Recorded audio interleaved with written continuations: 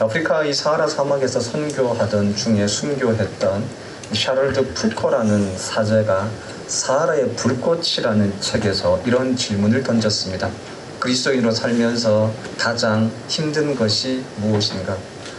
여러분, 이 질문에 한번 스스로 대답해 보시기 바랍니다. 그리스도인으로 살아가면서 가장 힘든 것은 무엇인가? 푸코는요, 이 질문에 대해서 주저없이 대답합니다. 그것은 하나님을 믿는 것이다. 그렇습니다. 그리스도인에게 있어서 가장 힘든 일은요, 하나님을 믿는 것입니다. 믿음은 가장 중요한 일인 동시에 또 어려운 일이기도 합니다. 특별히 하나님을 믿는 것이 어려운 이유는요, 하나님이 분명히 살아계시지만 또 우리와 함께 하시지만 우리의 기대와 다른 방법으로 존재하시거나 일하시기 때문입니다. 오늘 교독한 말씀이었던 욥, 그리고 함께 읽은 말씀인 출애굽기의 모세에 대한 말씀을 통해서 우리의 일상 그리고 일상의 믿음에 대해서 함께 돌아보고자 합니다. 교독한 말씀은요, 욥에 대한 기록입니다. 욥이라는 사람의 이름의 뜻은요, 하나님은 어디에 계시는가 혹은 핍박당하는 자라는 의미입니다. 욥은 그의 이름처럼 친구들로부터 핍박을 당하면서도 끊임없이 하나님을 찾고 있습니다. 욥이 이러한 시간을 보낼 수밖에 없었던 이유는요, 그의 삶이 드라마처럼 굴복진 삶, 인생의 정점에서 일순간에 나락으로 떨어졌기 때문입니다. 이러한 이유로 사람들은요, 욥기의 신학적인 주제를 인간의 삶 속에서 발생하는 고난의 문제라고 정의합니다. 신학은 하나님에 대한 학문인 동시에 인간에 대한 학문이라고 할 수 있습니다. 정확히는 신학이라 신인학, 하나님과 인간에 대한 학문입니다. 왜냐하면 우리가 신학, 하나님에 대해서 탐구하거나 공부할 때 그 주요한 교재는 성경입니다. 그런데 성경은 그 처음부터 하나님께서 인간을 사랑하시는 분으로 인간의 존재와는 물론 하나님이 스스로 계신 분이시긴 하시지만 하나님은 그 의지를 가지시고 인간과 관계를 끊임없이 맺어 가시는 분이기 때문에 그렇습니다. 동시에 인간에 대한 탐구는요, 인간을 지으시고 만드신 하나님에 대한 탐구이기도 합니다. 때문에 학자들은 신학을 신인학, 하나님과 인간에 대한 학문이라고 합니다. 욥기를 가만히 보시면요, 이러한 주제를 보다 깊이 혹은 구조적으로 잘 알 수 있습니다. 욥기의 구조를 그리고 내용을 한번 생각해 보시기 바랍니다. 욥기는요, 하나님과 욥이 등장하는 부분, 그리고 하나님 없이 욥과 친구들만 등장하는 부분, 그리고 하나님과 욥이 등장하는 부분, 이렇게 구성되어져 있습니다. 그래서 1장과 2장에서는 이 공간적으로 천상의 세계에서 하나님과 사탄이 등장합니다. 그리고 38장에서 42장까지는요, 하나님과 욥이 등장합니다. 반면에 3장부터 37장까지를 보시면요, 하나님 없이 욥과 그의 친구들 사이의 대화 혹은 논쟁들, 즉 인간들만 등장하게 되어집니다. 그리고 이러한 구조와 이러한 내용들을 통해서 우리를 보다 더 깊은 신앙의 세계로 인도해 줍니다. 먼저 욥기의 1장과 2장은요, 욥에 대한 소개 그리고 그가 겪는 고난에 대해서 말을 해 줍니다. 욥은 에돔 지역에 살던 우스 사람으로서 부유하고 경건한 사람이었습니다. 욥의 재산은요, 양이 7,000마리, 그리고 낙타가 3,000마리, 소가 1,000마리였습니다. 욥은 7명의 아들 그리고 3명의 딸을 두고 있습니다. 성경에서요, 10은 완전한 수인 3과 7의 덧셈으로서 완전하며 거룩한 숫자를 상징합니다. 해서 하나님께서 이집트에서 내렸던 재앙은 10가지입니다. 그리고 모세가 시내산에서 받았던 핵심적인 계명 역시도 10가지 10계명입니다. 고대 사회에서 자식이 하나님의 축복으로 고백되어졌다면 그의 자식이 10명이라는 것은 하나님의 복의 완전성과 충만성을 상징한다고 할 수 있습니다. 욥의 삶은 하나님의 충분한 인재와 완전한 사랑 그 안에 있는 것처럼 보여졌습니다. 그래서 넉넉한 재산 그 위에 화목한 가정이 이루어져 있는 것처럼 보여집니다.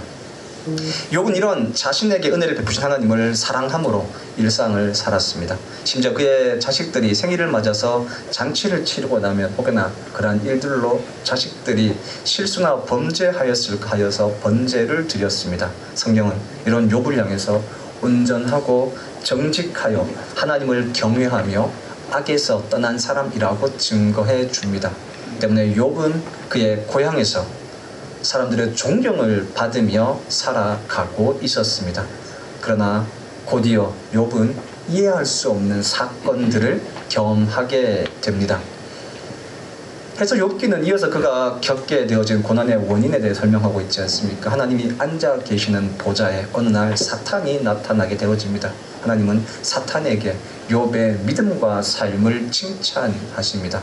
사탄은 욥이 하나님이 주신 축복으로 인해서 믿음의 삶을 살아가고 있으니 만일 고난을 경험하게 되어진다면 하나님을 저주하며 하나님을 떠날 것이라고 감히 이야기하게 되어집니다.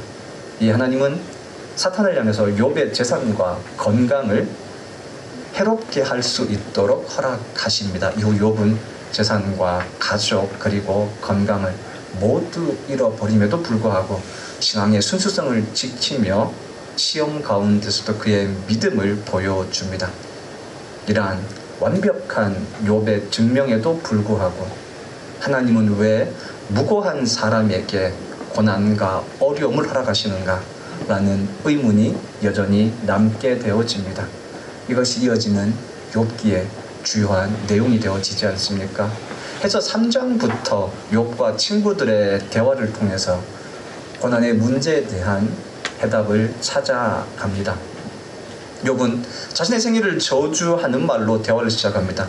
욥과 대만 사람 엘바스, 수아 사람 빌단, 남아 사람 소발 그리고 엘리후의 대화는요 길게 37장까지 이어집니다. 하나님 없이 논쟁만 계속되어지는 지리한 대화들이 계속되어집니다. 욥의 친구들의 주장의 핵심은 한 가지입니다. 욥이 범죄하였으므로 고난을 받고 있다는 것입니다. 반면 욥은 자신은 죄가 없지만 무고하게 고난을 받고 있다고 말을 합니다. 논쟁이 계속되어지면서 욥은 자신의 결백을 주장하지만 동시에 자신의 생일을 저주하고 자신의 비참한 신세에 대해서 푸념을 늘어놓고 또 하나님께서 왜 자기를 멸하시기를 기뻐하시는지 자신을 대적으로 삼으셨는지 알 수 없다고 푸념합니다. 또한 욥은 하나님께서 폭풍으로 자기를 꺾으시고 까닭 없이 상처를 많게 하시며 숨도 쉴 수 없도록 괴롭히시는지 이유를 알 수 없다고 말하기도 합니다. 이어서 욥은요 하나님께 자기를 정죄하지 마시고 무슨 이유로 자신과 논쟁하시는지 알게 해달라고 부탁도 드립니다. 육체적인 고통에 대한 이러한 정신적 고통은 그의 친구들은 물론이고 주변 사람들로 하여금 욥을 조롱하게 만들었습니다. 자신을 존경하는 사람들은 물론이고 친척과 친구들까지도 욥이 나쁜 죄를 저질렀기 때문에 벌을 받는 것이라고 조롱하고 있습니다. 그러나 욥은 자신이 벌을 받을 만한 죄를 지은 적이 없다고 여전히 자신이 의로운 자임을 이야기하며 이야기가 진행되어집니다. 그런데 욥의 세 친구들은요 욥의 이러한 태도 역시 지적합니다. 그들은 번갈아가면서 욥이 죄가 있기 때문에 고통당하는 것이라고 말을 합니다. 욥기서 4장 7절에 보시면요 죄 없이 망한 자가 누구인가 이러한 말이 욥의 친구들의 주장을 대변해 줍니다. 더 나아가 그들은 욥이 자신의 죄를 고백하고 하나님께 용서를 구해야 한다고 주장하기에 이릅니다. 여러분 친구들의 말은 틀린 것은 아닙니다. 그러나 틀리지 않았다고 해서 그 말이 정답이라는 것은 아닙니다. 좋은 말이, 바른 말이 언제나 정답일 수는 없지 않습니까? 물론 죄의 결과가 고난이라는 것이 이러한 인과 응보의 교리가 구약 성경에 있어서 주요한 그러한 가르침이기는 합니다. 그러나 여러분 그 어떤 교리도 신앙의 문제를 단 한 문장으로 설명할 수 없습니다. 만일 그것이 가능하다면 욥기가 아니라 인간의 문제는 죄의 결과이다라는 한 문장으로 성경은 말하고 말았을 것입니다. 여러분 그러나 성경은 그렇게 말하지 않습니다. 욥과 친구들과의 긴 논쟁을 통해서 이 문제를 아주 조심스럽게 접근하고 있습니다. 그러나 정답 없이 끝나고 맙니다. 오늘 우리가 함께 교독했던 말씀은요, 엘리바스의 이러한 논쟁에 대한 욥의 답변입니다. 본문에서 욥은 자신을 정말로 진정으로 어렵게 하는 것이 무엇인지를 말합니다. 그것은 자신의 삶에서 더 이상 하나님을 발견할 수 없다는 것입니다. 욥기의 서두에 기록되어졌던 것처럼 욥의 삶에는 가족도 재산도 모두 하나님의 은혜가 새겨져 있었습니다. 욥은 그런 하나님의 손길을 눈으로 목격하고 하나님의 인도를 실제적으로 경험하며 살아왔습니다. 그러나 지금 인생의 가장 어려운 순간, 가장 간절하게 하나님을 찾고 있음에도 불구하고 그 하나님을 발견할 수가 없습니다. 욥은 마치 하나님을 잃어버린 것처럼 느낍니다. 바꾸어 말하면 하나님으로부터 버림받은 것처럼 느끼고 있다라고 하는 것입니다. 이런 자신의 마음을 욥은 이렇게 본문에서 고백합니다. 내가 앞으로 가도 하나님이 계시지 않고 뒤로 가도 하나님이 보이지 않으며 하나님이 왼편에서 일하시지만 내가 만날 수 없고 하나님이 오른편에서 일하시지만 볼 수 없다. 욥이 믿기에 지나왔던 긴 시간과 경험으로 고백하기에 하나님은 분명 자신의 근처 혹은 자신의 가까이에서 어떠한 방법으로든지 이 문제를 해결하시기 위해서 일하고 계시는 분입니다. 이것이 욥의 지나왔던 삶의 경험을 통해서 고백할 수 있는 신앙의 고백이라고 할 수 있습니다. 그런데 욥은 지금 더 이상 그 하나님을 볼 수 없습니다. 하나님을 잃어버리고 만 것이라고 할 수 있겠죠. 이것이 욥을 가장 힘들게 만들었습니다. 그런데 이 문제가 욥기의 38장에서 해결되어집니다. 고난의 해결은 교리적인 논쟁이나 옳고 그름에 대한 말싸움이 아니라 하나님의 나타나심으로 끝이 납니다. 하나님이 폭풍 가운데서 무지한 말로 생각을 어떻게 하는 자가 누구냐? 라는 말씀과 함께 욥에게 나타나셨습니다. 하나님의 임재 앞에서 자신의 무지함이라는 것들을 고백했던 욥은요, 내가 이제야 하나님을 눈으로 봅니다 라는 고백을 하게 되어집니다. 그리고 그때에서부터 욥의 일상이 회복되기 시작합니다. 여러분, 결국 욥기는요, 의인도 고난당할 수 있으며 고난 역시 하나님의 손 안에 있음을 보여줍니다. 1, 2장이 그 증거라고 할 수 있지 않겠습니까? 욥의 범죄가 아니라 하나님이 허락하신 범위 안에서 고난은 일어나고 있는 것입니다. 욥기는 고난의 원인이 아니라 고난 역시도 하나님의 손 안에 있음을 말해줍니다.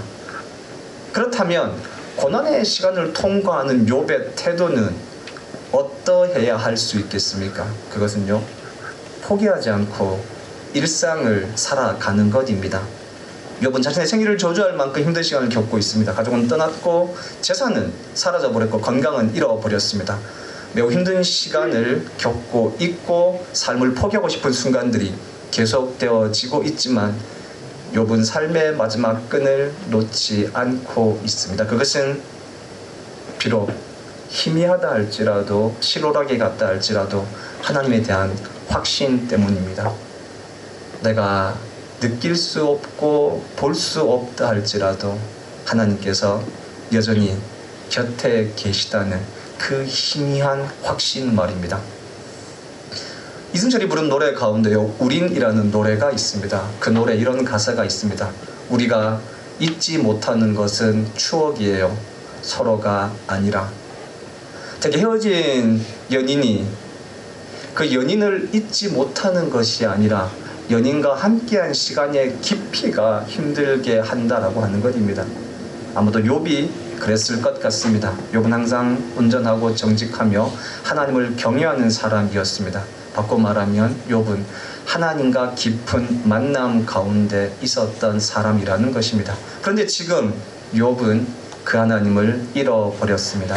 자신은 지금 고난 가운데 있는데 하나님을 경험할 수 없는 것입니다. 그럼에도 불구하고 욥은 여전히 자신의 삶에서 하나님의 흔적을 발견하고 있습니다. 그리고 바로 그 기억이 욥으로 하여금 포기하지 않고 여전히 일상을 견뎌내게 해준 것입니다. 그리고 그 일상의 흔적과 기억들이 결국에는 하나님의 임재 앞으로 인도해 준 것입니다.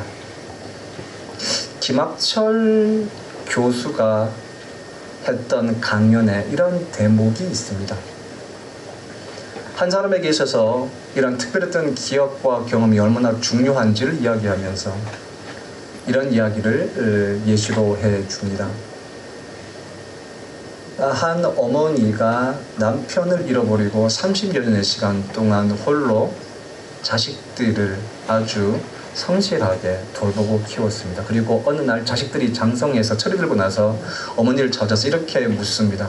30년 긴 시간이었습니다. 어머니, 그 긴 시간을 어떻게 견뎌낼 수 있었습니까?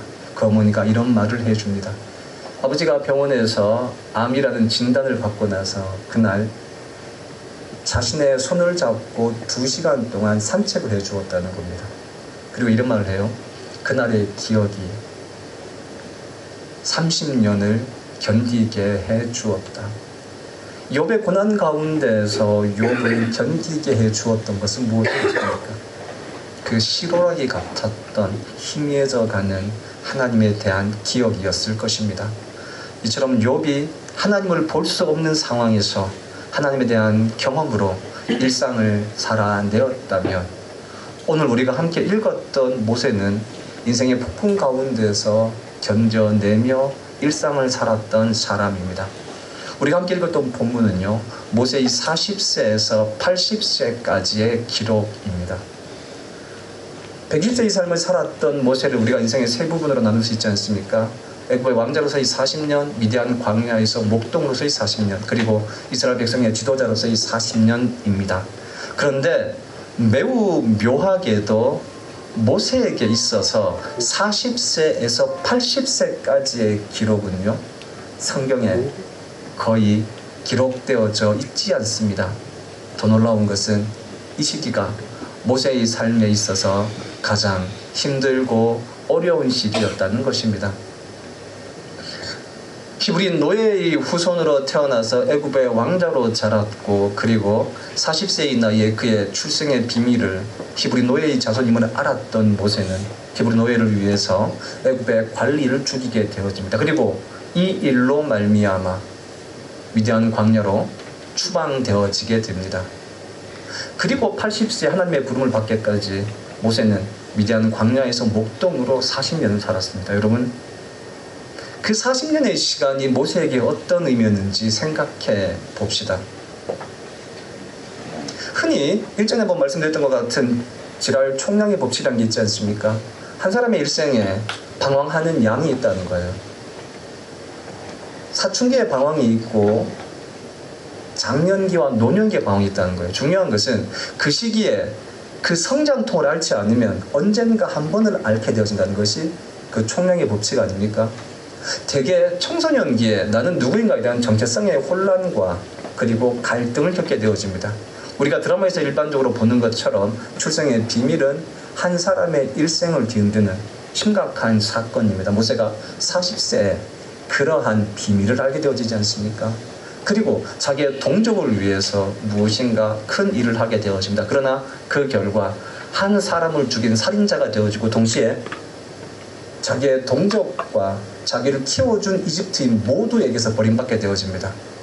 살인자로서 버림받은 몸으로서 미디안 광야에서 40년의 시간을 보내게 되어지는 것입니다. 여러분, 그런데 성경은요, 이 시간 동안 이 모세가 가장 힘들고 어두웠던 시간 40년 동안 별다른 기록이 없습니다.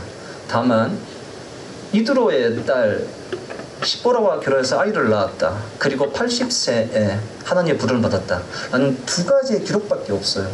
그러니까 그 힘들고 어렸던 시간을 어떻게 견뎠는지에 대해서, 어떻게 헤쳐나갔는지에 대해서 기록이 없다라는 겁니다.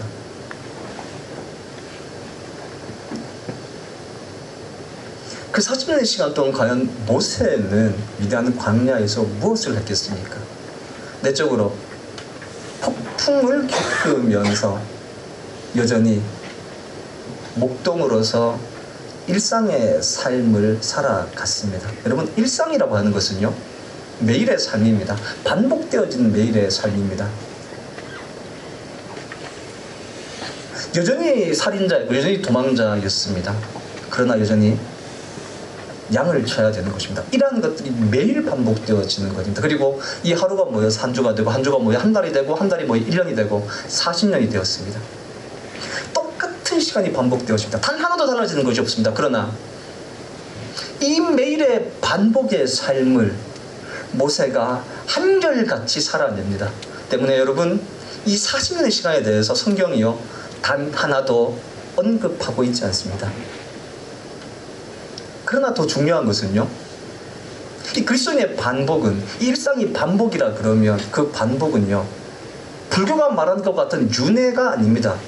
똑같은 자리의 반복이 아닙니다. 마치 나사 모세 회전처럼 천천히 돌아가지만 분명히 동일한 자리를 돌고 있지만 보다 더 깊고 깊숙이 견고하게 돌아가고 있다고 하는 것입니다. 모세의 일상이 40년을 돌고 돌아서 결국은 80세 하나님의 부름에 도달하게 되어지는 것입니다.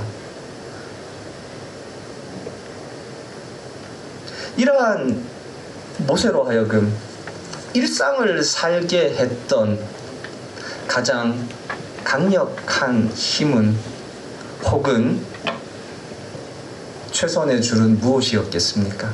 이 매우 놀랍게도요, 우리가 읽었던 출애굽기 2장 23절에서 25절에 보시면요, 하나님께서 여전히 이스라엘 백성과 맺었던 언약을 기억하고 계시다 라고 증거해 주고 있습니다. 여러분, 왜 이 구절이 모세의 40세와 80세 그 사이에 위치하고 있어야 하겠습니까?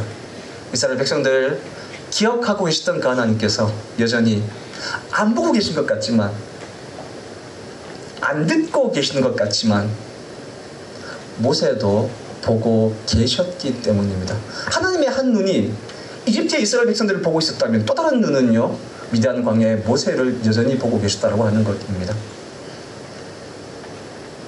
조금 딱딱하고 학문적인 용어를 쓴다면요, 하나님은 부재를 통해서 가장 강력하게 임재하고 계셨다고 하는 것입니다. 여러분, 혹시 중요한 것, 소중한 것을 잃어버려 보신 경험이 있습니까? 어떤 때 가장 절실하게 무엇인가가 필요합니까? 저는 그런 때가 있어요. 대강책을 보잖아요.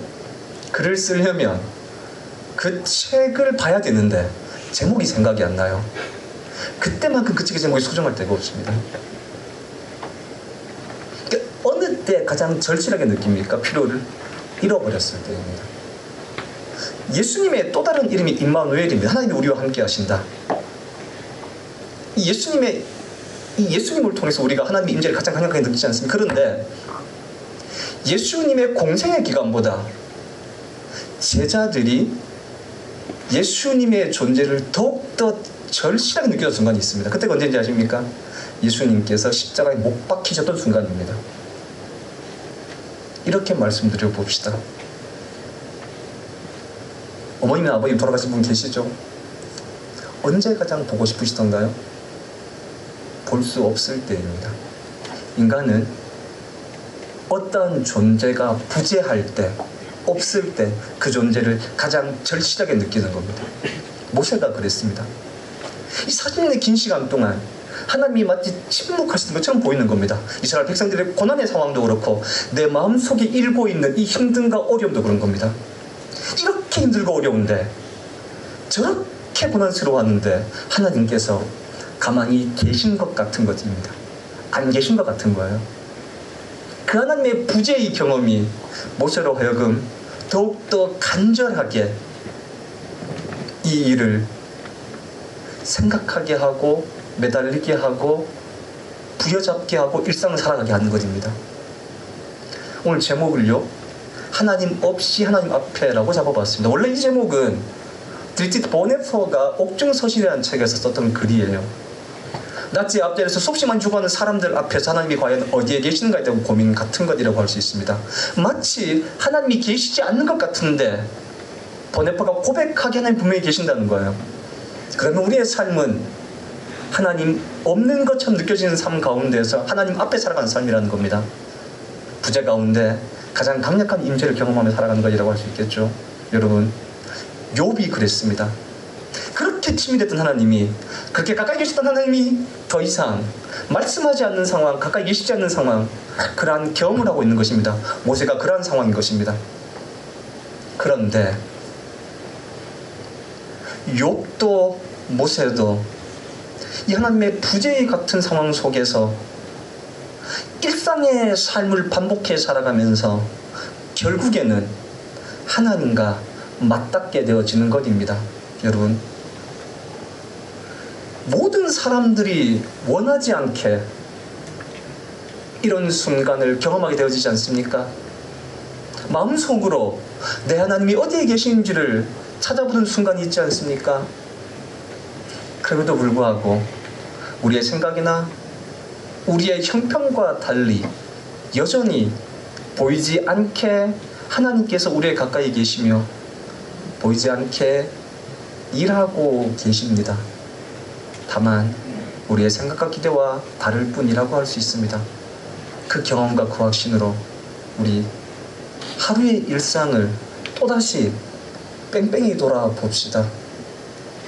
나사못의 회전처럼 돌고 도는 그 회전이 결국에는 우리의 삶을 견고하게 하나님께 고정시킬 것이고 결국에는 하나님께 닿게 해줄 것입니다. 오늘 함께 부르고 싶은 찬양이요, 혼자 걷지 않을 거예요 라는 찬양입니다. 이 노래는 예라모십이 최근에 발매했던 곡입니다. 이 곡을 들어보시면요, 그 어디에도 하나님이라는 가사가 없습니다. 단지 하늘이라는 표현이 딱 한 번 나올 뿐입니다. 여러분, 그런데 수없이 많은 사람들이 이 곡에 공감하며 눈물을 흘립니다. 그 이유는요, 하나님이라는 표현이 없지만 모든 사람들이 그분이 우리를 홀로 걷게 하지 않을 뿐이 하나님이라는 걸 더욱더 강하게 확신하게 되어지기 때문입니다. 여러분, 하나님은 이렇게 부재 가운데에서 없는 것처럼 느껴진 상황 가운데서 우리에게 더 강하게 함께 하고 계십니다. 이 찬양과 함께 인생의 폭풍 속을 홀로 걷는다고 생각되어질 때, 하나님의 손길을 느낄 수 없어서 힘들어하고 있을 때 하나님은 결코 우리를 홀로 두시는 분이 아님을 기억할 수 있었으면 합니다. 다만 우리의 생각과 다른 방법으로 일하고 계실 뿐입니다. 교육자로서, 설교자로서 제일 힘든 것 가운데 하나는요, 설교할 때 내가 확신하고 믿는 것만큼 설교해야 되는지, 깨닫고 아는 것만큼 설교해야 될지 그 사이에서 고민할 때입니다. 사실 오늘의 본문은요, 깊은 고민을 하게 만들었습니다. 여러분들도 그러시겠지만 저도 이런 하나님이 좋지는 않습니다. 안 그랬으면 좋겠어요. 안 이루셨으면 좋겠어요. 그냥 계속 선명하게 가까이 계셨으면 좋겠어요. 그런데 너무 자주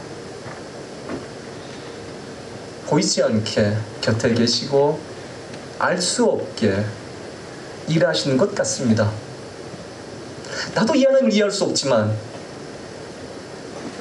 나도 이 하나님이 좋지만은 않지만, 오늘 성경이 하나님이 이렇게도 함께 하신다고 우리에게 증거해 줍니다. 이 찬양과 함께 그런 하나님도 우리 신뢰하며 부여잡아 봅시다. 그래서 오늘 또 우리의 일상을 한번 살아가 봅시다. 가사를 한 소절만 불러드리겠습니다.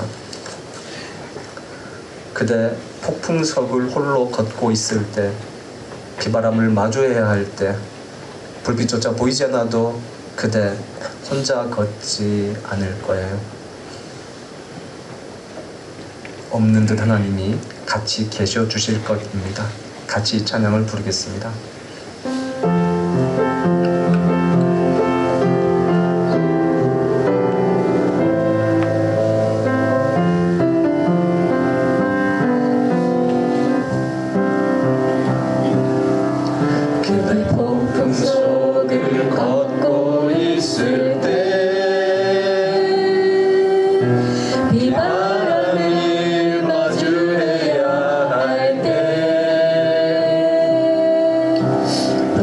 쫓아 보이지 않아도 그대 혼자 걷지 않을 거예요. 두려움 앞에서 하늘을 보아요.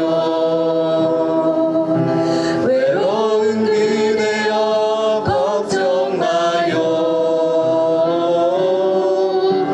꿈꾸는 그 길을 또 걷고 걸어요. 그대 혼자 걷지 않을 거예요. 그대 폭풍석을 걷고 있을 때, 그대 폭풍석을 걷고 있을 때, 비바람을 마주해야 할 때, 불빛조차 보이지 않아도 그대 혼자 걷지 않을 거예요. 두려움 앞에서 하늘을 보아요. 두려움 앞에서 하늘을 보아요. 외로운 그대여 걱정 마요.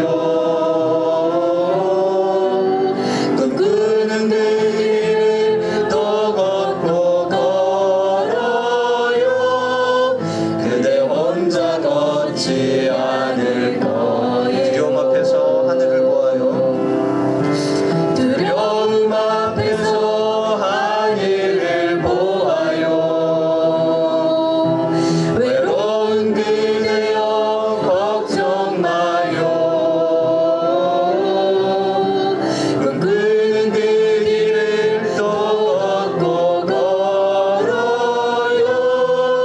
그대 혼자 걷지 않을 거예요. 그대 폭풍석을 걷고 있을 때, 그대 폭풍석을 걷고 있을 때, 비바람을 마주해야 할 때, 불빛조차 보이지 않아도 그대 혼자 걷지 않을 거예요. 두려움 앞에서 하늘을 보아요. 두려움 앞에서 하늘을 보아요. 외로운 그대여 걱정 마요. 꿈꾸는 그 길을 또 걷고 걸어요. 그대 혼자 걷지 않을 거예요. 우리 같이 결단의 기도를 드리겠습니다. 혼자라 느껴지는 순간이 있다 할지라도 혼자 걷지 않게 하신 그 하나님 앞에 우리 같이 결단의 기도를 드리겠습니다. 하나님, 정말로 이것이 정말로 이러지 않으셨으면 합니다. 정말로 이런 방법은 아니었으면 합니다. 그럼에도 불구하고 하나님, 이렇게 우리와 함께 하신다고 말씀하시니 하나님, 이 하나님이 우리를 힘들게 하는 순간이 있다 할지라도, 하나님의 부귀 순간을 경험하는 순간이 있다 할지라도 그 하나님을 향한 그늘로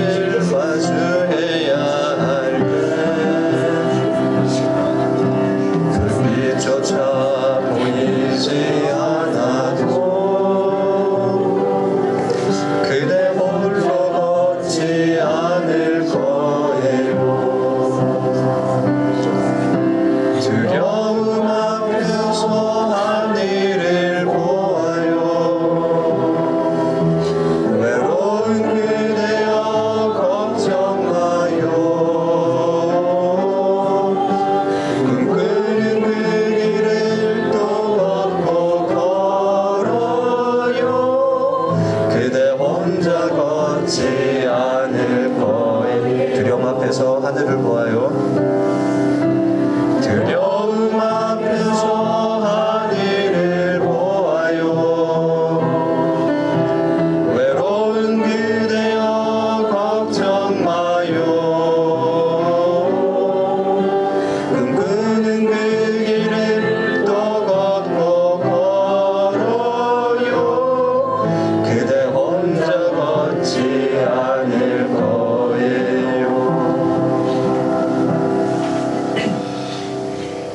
우리의 삶에 홀로 있다고 느껴지는 순간, 비록 그 순간이 있다 할지라도, 하나님이 계시지 않는 것처럼 느껴지는 순간이 있다 할지라도, 우리의 기대와 다른 방법으로 존재하시며 일하시는 하나님이라 할지라도 그 하나님을 향한 신뢰의 끈을 놓지 않게 하여 주시고, 우리로 하여금 홀로 걷지 않게 하시는 그 하나님의 손길을 신뢰하게 하여 주시옵소서.